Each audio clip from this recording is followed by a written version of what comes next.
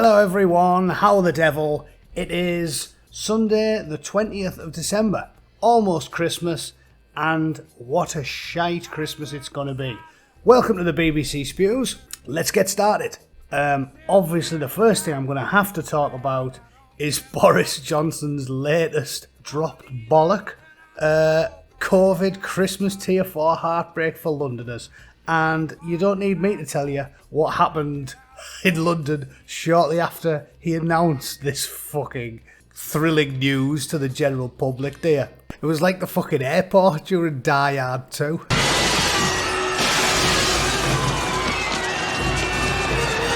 Blind panic, basically. Of course. If you tell everyone, yeah, we're going to lock you in your houses, you're going to have the shittest Christmas ever, what do you think they're going to do? People with holiday homes in fucking Cornwall. What do you think they're going to do? You stupid albino jellyfish twat. He's unbelievable. It's just an omni shambles, isn't it? The last year has just been... That would be the one word. If I could sum up 2020 with one word, it would be omni shambles. Total fuck up from start to finish. It says millions of people across England have been banned from meeting friends and family indoors over the festive season as they enter a new Tier 4 level of COVID restrictions, and indoor mixing has been restricted to Christmas Day alone for the rest of the country. Winner. You know what really annoys me about this is it's the same out here in the US. You've had the likes of Ellen DeGeneres, or whatever she's fucking called, Ellen DeGeneres, living in a 25-bedroom mansion with 2 tennis courts, a swimming pool, and a fucking private gym, right? And a movie theatre. And she's always on TV going, oh, we're all in this together, we have to obey the restrictions. And by the way, she got COVID last week, so weird how she got that when she's been isolating, isn't it? Weird. But the other thing is, the middle-class households in England are the same. Like, you know, they live in some leafy shire in Somerset, and the fucking...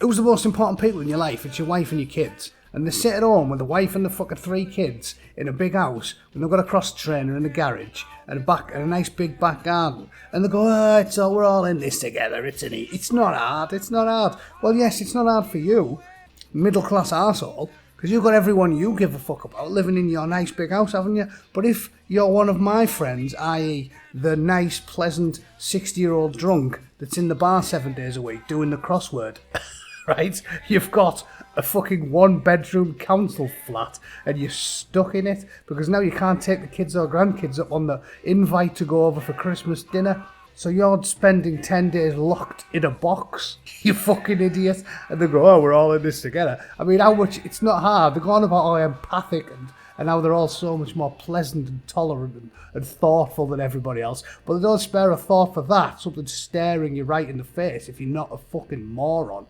So yeah, quality. It's easy, we're all in this together. Get back in your box. Fuck off. If you live in a cupboard, heartbroken. Yeah, of course you're heartbroken. Yeah, of course you are. Horrible year. Can't go and see your family. My grandparents are devastated. They spent hours decorating the house, all for nothing. Yeah, fucked. Tough shit. We're all in this together. Pass the turkey and then give me a gobble while the Bond film's on. Yeah, cheers. We're not all in this together. If you live by yourself, you live in a small flat, fucked. It's all well and good for Boris Johnson and all these twats. The likes, I'm sure Matt Hancock has his wife and kids in his nice big house. Or Chris Shitty, right? It's alright for them. But it's not alright for 10 million normal people. So don't tell me we're all in this together, you arseholes.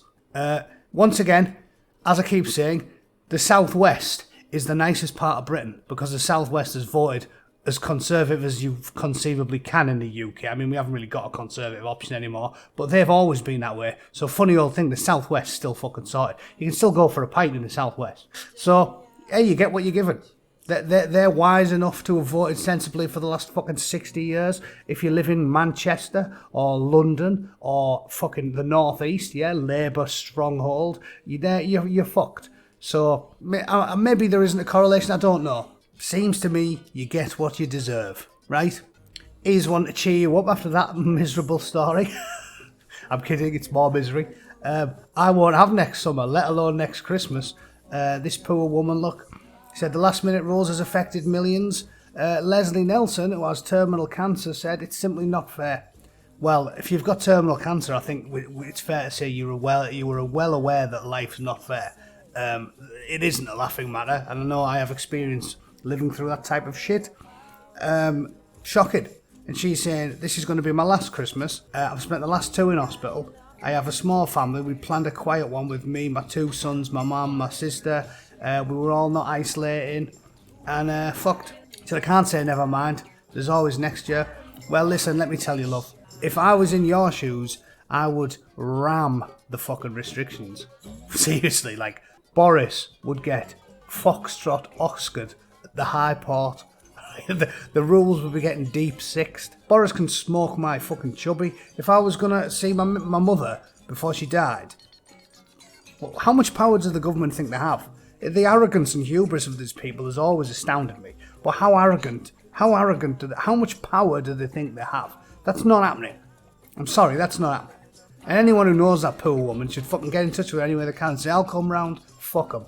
Fuck them. I'm not going to talk about coronavirus the rest of the video, but listen. The short version is, as I've said from the very beginning, the argument from the pro-lockdown lot appears to have been, let's just do it. Because if we don't, there's going to be consequences. As if locking people down, I don't give a fuck about your tier system, trying to dress it up nice and make it sound nicer. Locking people down has consequences, right?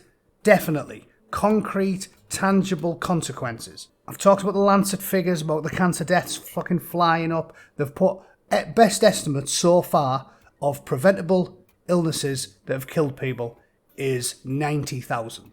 So you're talking all forms of cancer, strokes are up, heart disease is up, heart attacks are up, depression, anxiety, suicide, addiction, battered wives, molested children, schools closed, kids going unfed, mental health's in ruins. Don't talk to me as if, but yeah, if we don't do the lockdown, people are going to die. People are dying anyway. So it's pick your fucking poison. It's pick your poison. Lockdown kill people, no lockdown kill people. That's the fucking option. It's not lockdown or you're a granny killer to anyone who can do basic arithmetic. It's both options are going to fuck people. Which is going to fuck people the least? And it's obvious to me that the option which is fucking people the least is letting the coronavirus fucking go and having some form of small targeted lockdown against the highest risk people. That's the best option. What they've done is criminal. It's not legal by any precedent. Definitely not. They can change the law because they have ultimate power because we don't live in a fucking democracy, but it's not legal. Every historical precedent proves it to be so. They can't fucking do this with any hint of democracy remaining in play. There's no legal precedent. They ripped up the rule book and wrote a fucking new one.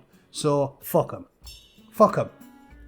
And I'll be proven right when all the numbers get crunched in a few years' time and they'll say, this was the single biggest fuck up in human fucking history.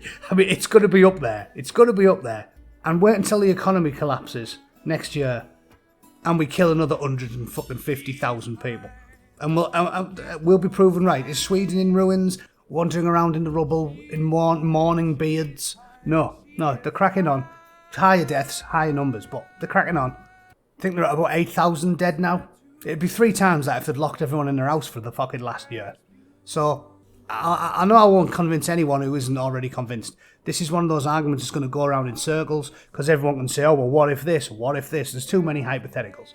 But they will never fucking convince me what they've done is moral, legal, sensible, ethical, logical. None of it. So fuck them. Here's another good one about the Met, because I love slagging off the Met now. Sorry Met guys, I know most of you fucking hate your jobs now.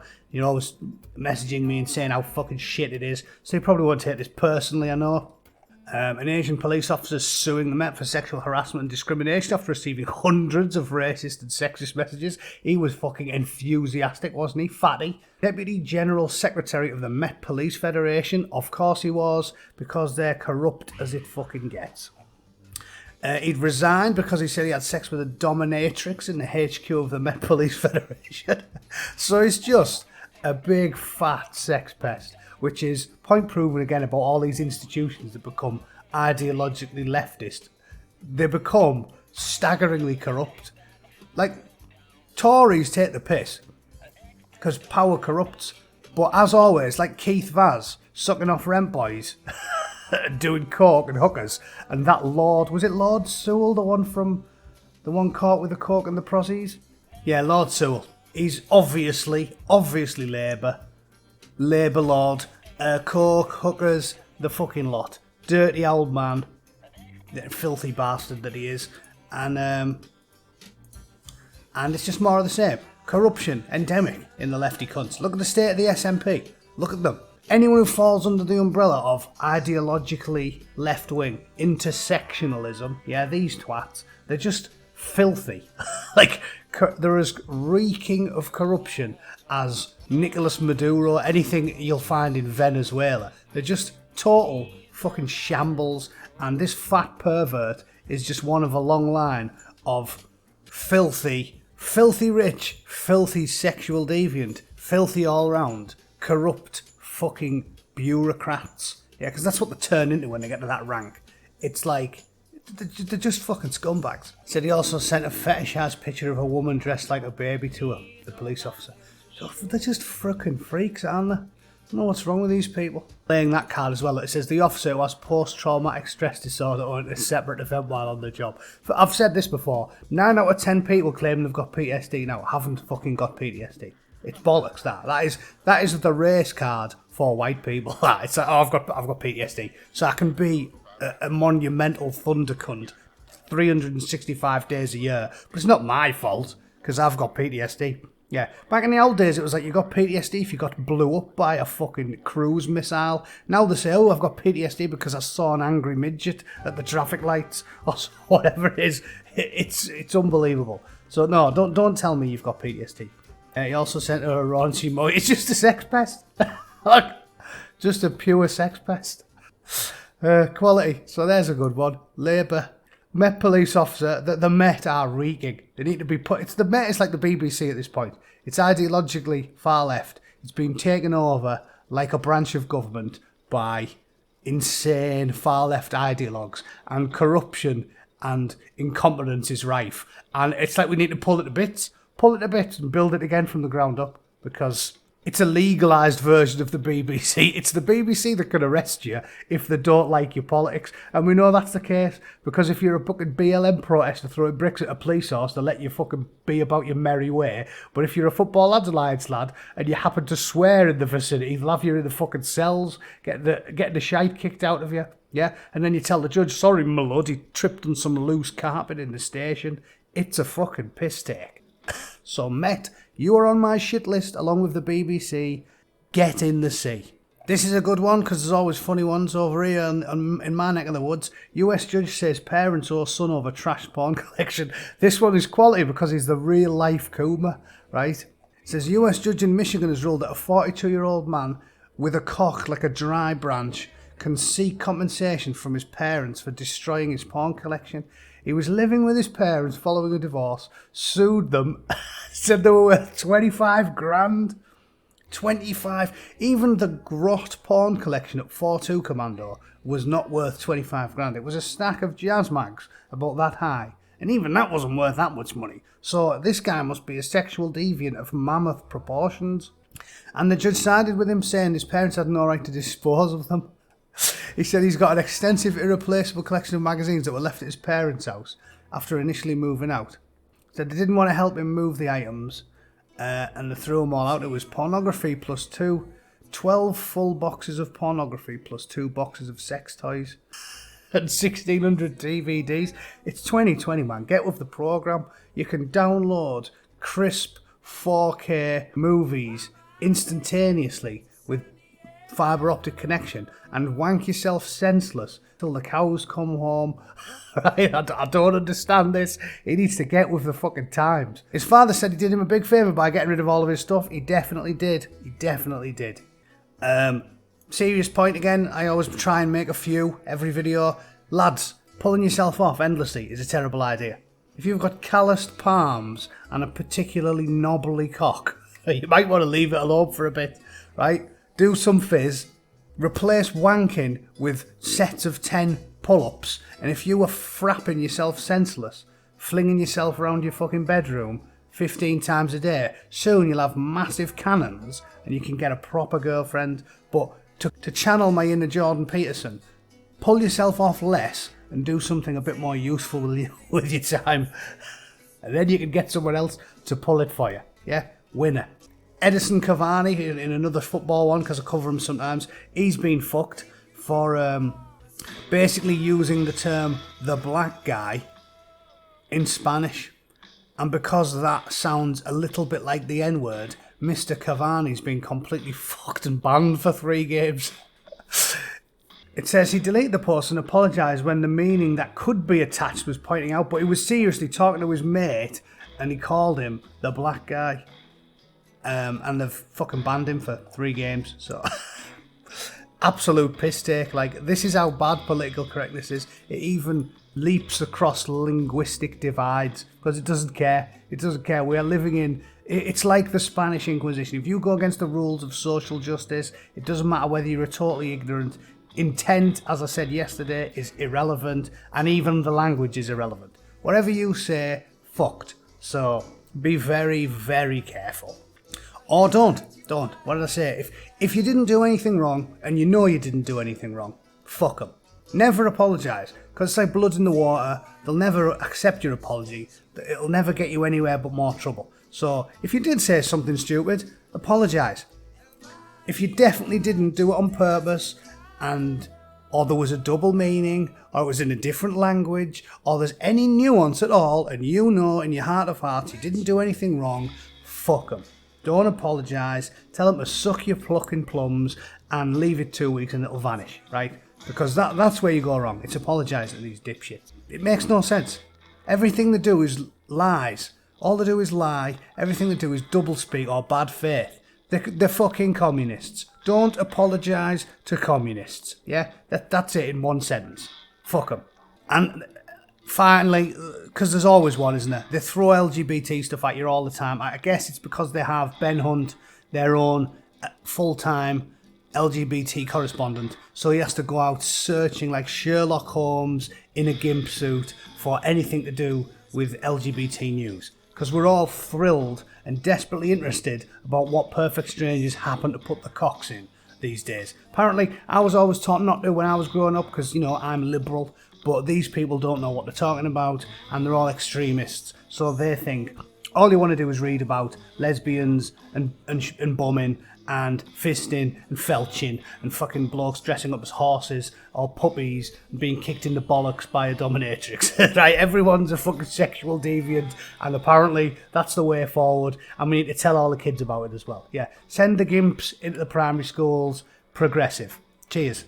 Says a gay man who went through months of electric shock therapy in a university psychology department 50 years ago has demanded an apology. I want to cover this quickly because, folks, if it happened 50 years ago, get on with your life.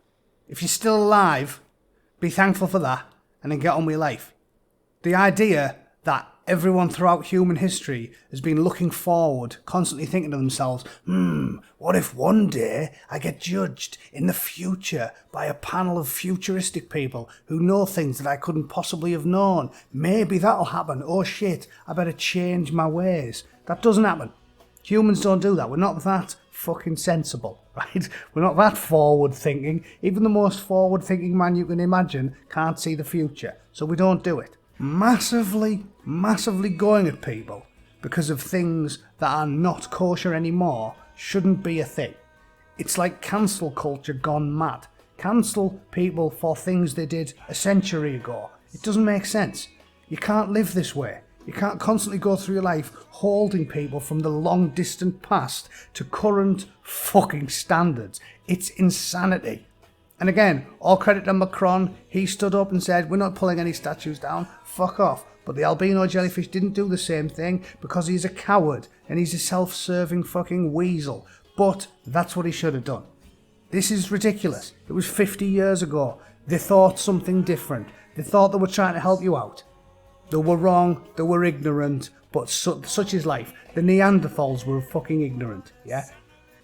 They didn't know very much. Doesn't mean we should attack them for it. Yeah? You bigoted bastards didn't know anything about particle physics. You shook a branch at a fucking wolf. like you hate animals, yeah? You fucking horrible bastard. Let's send Peter after the fucking Neanderthals, desecrate the bones, yeah, bury them somewhere in an unmarked grave, never talk about the Neanderthals ever again. Cancel them, because they didn't know anything. So fuck them. That means they're scum. Yeah? Doesn't make sense on the face of it, does it? So he got electric shocked. He's now 74 years old. And they told him even having a sex change would be better than being gay. Again, don't agree with any of that. They didn't really know. It was different times. But Chris, if you want to enjoy your life, you need to move on, mate. You need to suck it up, accept the fact, be thankful for the fact that you live in the enlightened, in some ways utterly fucking brain dead, but the somewhat enlightened 2020s, and be thankful for that. Be thankful for the acceptance and tolerance you now enjoy, and get on with your life. Because this fucking grievance mongering, constantly looking back, combing over the ashes of history to look for something to be pissed off about, is just a road to fucking misery. Perpetual misery. So don't do it, right? And on that happy, positive note, I'll end it, because I've got shit to do, and I'm moving. I might not get this done next week, because I'm going to be a busy bastard for a couple of weeks, but I'll keep in touch as best I can. That was the BBC Spews. I am the Angry Bootneck. I'll see you all very soon. Cheers.